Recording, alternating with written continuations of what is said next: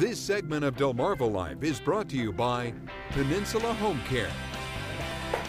Well, we have certainly been feeling the heat so far this summer. Who can forget those days with the triple-digit temperatures, not to mention the heat index? It's days like those where people have to be reminded of how the heat can cause health problems, especially for the elderly. So what do you need to know? Brian Spiros spoke with the folks from Peninsula Home Care and got some tips that you need to know. Take a look.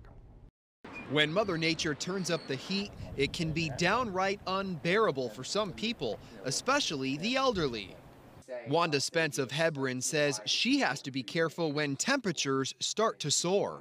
Because I have congestive heart failure, and if I get too hot, then it could affect my body more.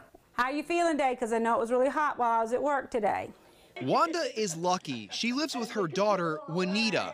She keeps a close eye on Mom to make sure the heat doesn't impact her health.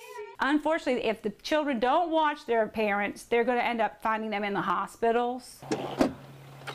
So how do you make sure that doesn't happen? For that, we enlisted the help of Peninsula Home Care. I think a lot of people don't think it's going to happen to them. Sandra Russ is a nurse with Peninsula Home Care and the director of the Seaford branch. Miss Wanda, I'm going to have you sit down so I can check your blood pressure, see how your heart's sounding and your lungs. She says she and her coworkers often find seniors not doing the right thing. We can go into people's homes and it could be 100 degrees outside and they have all their windows closed, don't even have air on. So here are some ways to stay cool. If you have air conditioning, make sure it's on. It's recommended setting your unit or thermostat to 78 degrees. This will keep you cool. Experts say for every degree under that, your utility bill will go up 3%.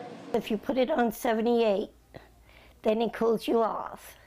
And it stays that way until the room gets hot again. And then it comes back on again. To assume that they're turning on their air conditionings, that is a wrong assumption.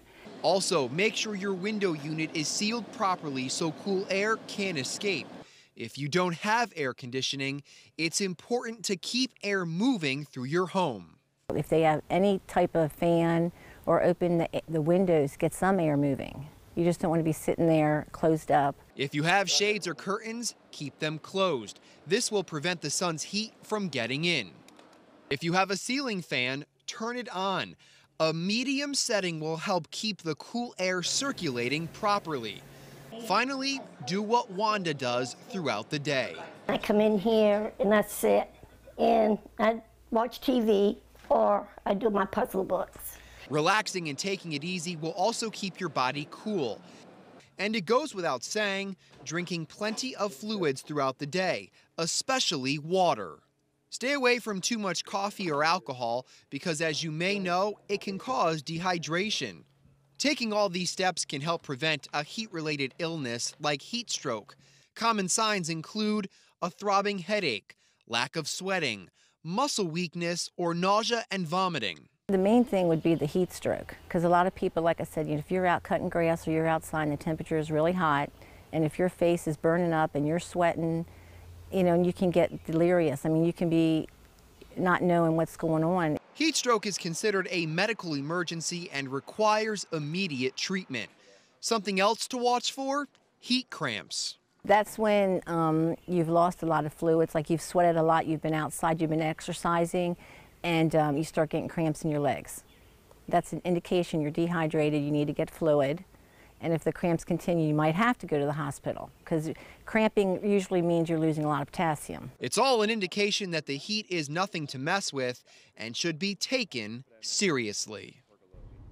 Another quick tip for you if you're trying to stay cool and save some money on your utility bill, keep the garage door closed. Warmer air in the garage in the winter and a cooler garage in the summer will help you save energy. Well, up next on Delmarva Life, paying for college ain't cheap. Sussex County Federal Credit Union's here to help you budget for tuitions and all the other costs that add up. Delmarva Life, life at its best here on Delmarva.